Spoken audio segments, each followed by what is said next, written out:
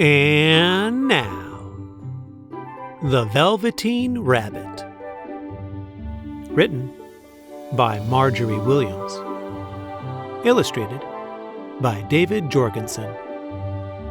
Once, there was a Velveteen Rabbit, and in the beginning, he was really splendid.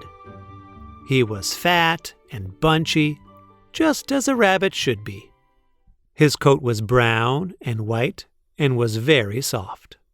He had real thread whiskers, and his ears were lined with pink satin. On Christmas morning, when he sat wedged in the top of the boy's stocking, with a sprig of holly between his paws, the effect was charming. Of course, there were other toys that Christmas, nuts and oranges and a toy engine and chocolate almonds and a clockwork mouse. But the rabbit was quite the best of all. For at least 2 hours, the boy loved him. And then aunts and uncles came to dinner, and there was a great rustling of tissue paper and unwrapping of parcels. And in the excitement of looking at all the new presents, the Velveteen Rabbit was forgotten. For a long time he lived in the toy cupboard or on the nursery floor, and no one thought very much about him. He was naturally shy, and being only made of velveteen, some of the more expensive toys made fun of him. The mechanical toys, like the model train, were very stuck up and boasted that they were real. But the rabbit could not claim to be a model of anything, for he didn't know that real rabbits existed. He thought they were all stuffed with sawdust like himself, and he understood that sawdust was quite out of date. Even Timothy, the jointed wooden lion, who was made by disabled soldiers and should have had broader views, put on airs. Between them all, the poor little rabbit was made to feel very insignificant and commonplace. And the only person who was kind to him at all was the skin horse. The skin horse had lived longer in the nursery than any of the others. He was so old that his brown coat was bald in patches and showed the seams underneath, and most of the hairs in his tail had been pulled out to string bead necklaces. He was wise, for he had seen a long succession of mechanical toys arrive to boast and swagger, and by break their mainsprings and pass away. He knew that they were only toys and would never turn into anything else. For nursery magic is very strange and wonderful, and only those playthings that are old and wise and experienced, like the skin horse, understand all about it. "What is real?" asked the rabbit one day. "Does it mean having things that buzz inside you and a stick-out handle?" "Real is how you are made," said the skin horse. "It's a thing that happens to you. When a child loves you for a long, long time, not just play with, but really loves you, then you become real." "Does it hurt?" "Sometimes," for he was always truthful. "When you are real, you don't mind being hurt." "Does it happen all at once, like being wound up, or bit by bit?" "It doesn't happen all at once. You become. It takes a long time. That's why it doesn't often happen to people who break easily, or who have sharp edges, or who have to be carefully kept. Generally, by the time you are real, most of your hair has been loved off, and your eyes drop out, and you get loose in the joints and very shabby. But these things don't matter at all, because once you are real, you can't be ugly, except to people who don't understand." "I suppose you are real?" And then he wished he had not said it, for he thought the skin horse might be sensitive. But the skin horse only smiled. "The boy's uncle made me real. That was a great many years ago. But once you are real, you can't become unreal again. It lasts for always." The rabbit sighed. He thought it would be a long time before this magic called real happened to him. He longed to become real, to know what it felt like, and yet the idea of growing shabby and losing his eyes and whiskers was rather sad. He wished that he could become it without those uncomfortable things happening to him. There was a person called Nana who ruled the nursery. Sometimes she took no notice of the playthings lying about, and sometimes, for no reason whatever, she went swooping about like a great wind and hustled them away in cupboards. She called this tidying up, and the playthings all hated it, especially the tin ones. The rabbit didn't mind it so much, for wherever he was thrown, he came down soft. One evening, when the boy was going to bed, he couldn't find the china dog that always slept with him. Nana was in a hurry, and it was too much trouble to hunt for china dogs. And seeing that the toy cupboard door stood open, she made a swoop. "Here, take your old bunny. He'll do to sleep with you."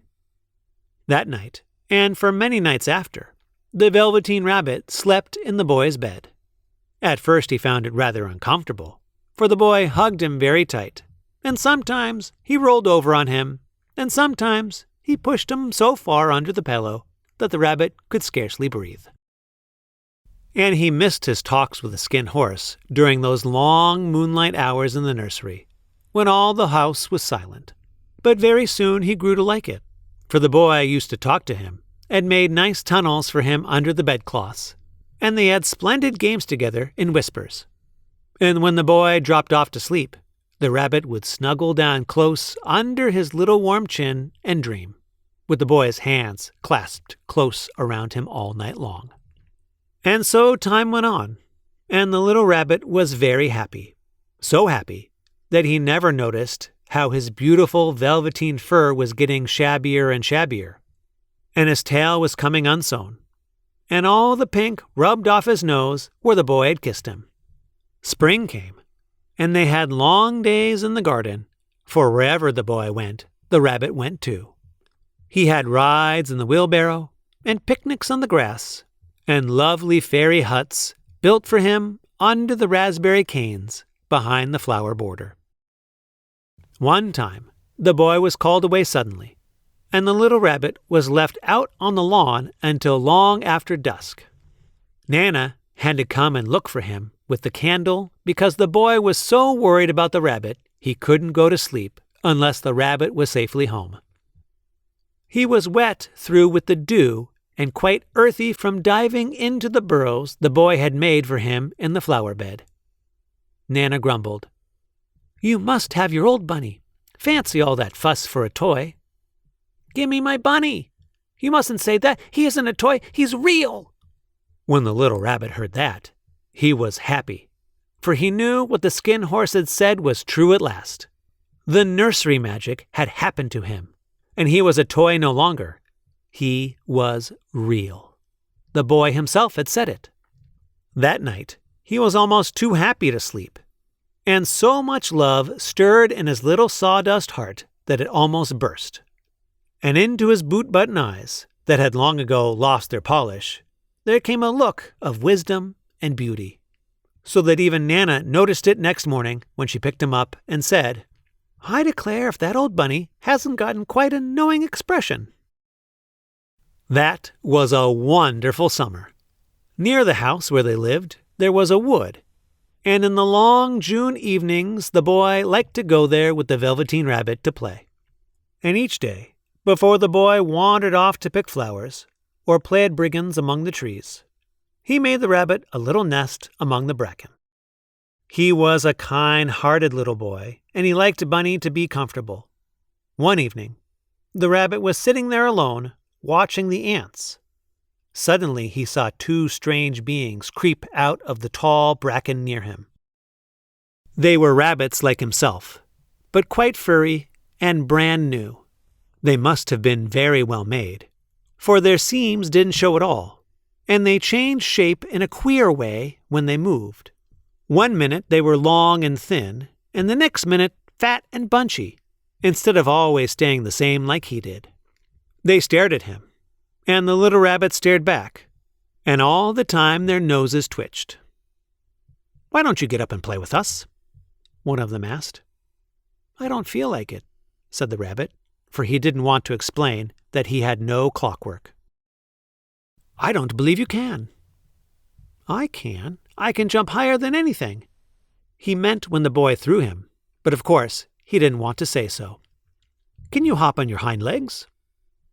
That was a dreadful question, for the Velveteen Rabbit had no hind legs at all. He sat still in the bracken and hoped the other rabbits wouldn't notice.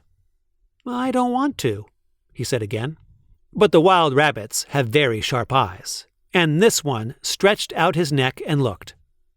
"He hasn't got any hind legs." And he began to laugh. "I have got hind legs. I'm sitting on them." "Then stretch them out and show me, like this." And he began to whirl around and dance. "I don't like dancing. I'd rather sit still." But all the while he was longing to dance, for a funny new tickly feeling ran through him, and he felt he would give anything in the world to be able to jump about like these rabbits did. The strange rabbit stopped dancing and came quite close. "He doesn't smell right. He isn't a rabbit at all. He isn't real." "I am real. I am real. The boy said so." And he nearly began to cry. Just then there was a sound of footsteps, and the boy ran past near them, and with a stamp of feet and a flash of white tails, the two strange rabbits disappeared. "Come back and play with me. Oh, do come back. I know I'm real." But there was no answer. The Velveteen Rabbit was all alone. "Oh dear, why did they run away like that? Why couldn't they stay and talk to me?" For a long time he sat very still, watching the bracken, and hoping that they would come back. But they never returned, and presently the sun sank lower and the little white moths fluttered out, and the boy came and carried him home. Weeks passed, and the little rabbit grew very old and shabby, but the boy loved him just as much. He loved him so hard that he loved all his whiskers off, and the pink lining to his ears turned gray. He even began to lose his shape, and he scarcely looked like a rabbit any more, except to the boy. To him, he was always beautiful, and that was all that the little rabbit cared about. He didn't mind how he looked to other people, but the nursery magic had made him real, and when you are real, shabbiness doesn't matter. And then, one day, the boy was ill. His face grew very flushed, and he talked in his sleep, and his little body was so hot that it burned the little rabbit when he held him close. Strange people came and went in the nursery, and a light burned all night, and through it all the little Velveteen Rabbit sat guard and never stirred. It was a long, weary time, for the boy was too ill to play, but he knew that the boy needed him. And while the boy lay half asleep, the little rabbit crept up close to the pillow and whispered all sorts of delightful plans for when the boy would be well again. They would go out in the garden among the flowers and butterflies and play splendid games in the raspberry thicket, just the way they used to. At last the fever turned, and the boy got better. He was able to sit up in bed and look at picture books, while the rabbit cuddled close at his side. And one day they let him get up and dress. They had carried the boy out onto the balcony, wrapped in a shawl. The little rabbit sat tangled up among the bedclothes, listening. The boy was going to the seaside tomorrow. Everything was arranged, and now it only remained to carry out the doctor's orders. The room was to be disinfected, and all the books and toys that the boy had played with in the bed must be burnt. "Hooray!" thought the little rabbit. "Tomorrow we shall go to the seashore." Just then Nana caught sight of him. "How about his old bunny?" "That?" said the doctor. "Why, it's a mass of scarlet fever germs. Burn it at once." "What? Nonsense! Give him a new one. He mustn't have that any more." And so the little rabbit was put into a sack with the old picture books and a lot of rubbish, and carried out to the end of the garden behind the fowl house. That was a fine place to make a bonfire, only the gardener was too busy just then to attend to it. He had the potatoes to dig and the green peas to gather, but next morning he promised to come quite early and burn the whole lot.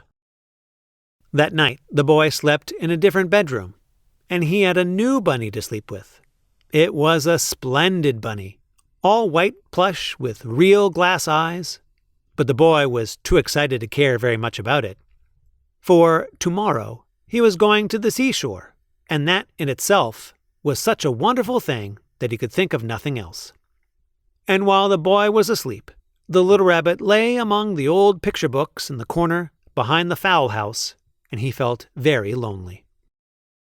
He was shivering a little, for he had always been used to sleeping in a nice warm bed. And by this time his coat had worn so thin and threadbare from hugging that it was no longer any protection to him. Nearby he could see the thicket of raspberry canes in whose shadow he had played with the boy on bygone mornings. He thought of those long sunlit hours in the garden, how happy they were, and a great sadness came over him. He seemed to see them all pass before him, each more beautiful than the other, the flower bed, the quiet evenings in the wood when he lay in the bracken and the little ants ran over his paws, the wonderful day when he first knew that he was real. And he thought of the skin horse, so wise and gentle, and all that he had told him. And a tear, a real tear, trickled down his little shabby velvet nose and fell to the ground. And then a wonderful thing happened, for where the tear had fallen grew a mysterious flower, not at all like any other that grew in the garden. It was so beautiful that the little rabbit forgot to cry and just sat there watching it. Then suddenly the blossom opened, and out stepped the loveliest fairy in the whole world. She came close to the little rabbit and gathered him up in her arms and kissed him on his velveteen nose that was all damp from crying. "Little rabbit, do you know who I am?" The rabbit looked up at her, and it seemed to him that he had seen her face before, but he couldn't think where. "I am the nursery magic fairy. I take care of all the playthings that the children have loved. When they are old and worn out, and the children don't need them any more, then I come and take them away with me and turn them into real. Wasn't I real before? You were real to the boy because he loved you. Now you shall be real to everyone." And she held the little rabbit close in her arms and flew with him into the wood. It was light now, and the moon had risen. All the forest was beautiful, and the fronds of the bracken shone like frosted silver. In the open glade between the tree trunks, the wild rabbits danced with their shadows on the velvet grass. But when they saw the fairy, they all stopped dancing and stood round in a ring to stare at her. "I've brought you a new playfellow. You must be very kind to him and teach him all he needs to know in Rabbitland, for he is going to live with you forever and ever." And she kissed the little rabbit again. "Run and play, little rabbit." But the little rabbit sat quite still for a moment and never moved. For when he saw the wild rabbits dancing around him, he remembered about his hind legs. And he didn't want them to see that he was made all in one piece. He did not know that when the fairy kissed him that last time, she had changed him altogether. And he might have sat there a long time, too shy to move, if just then something hadn't tickled his nose. And before he thought what he was doing, he lifted his hind toe and scratched it. He actually had hind legs. Instead of dingy velveteen, he had brown fur, soft and shiny. His ears twitched by themselves, and his whiskers were so long that they brushed the grass. He gave one leap, and the joy of using those hind legs was so great, and he went springing about the turf on them, jumping sideways and whirling around as the others did. He grew so excited that when at last he did stop to thank the fairy, she had gone. He was a real rabbit at last, at home with the other rabbits. Autumn passed, and winter, and in the spring, while the boy was out playing in the wood, 2 rabbits crept out and peeped at him. One of them was brown all over, but the other had markings under his fur, and about his little soft nose and his round black eyes there was something familiar, so that the boy thought to himself, "Why, he looks just like my old bunny that was lost when I had scarlet fever." But he never knew that it really was his own bunny, come back to look at the child who had first helped him to be real.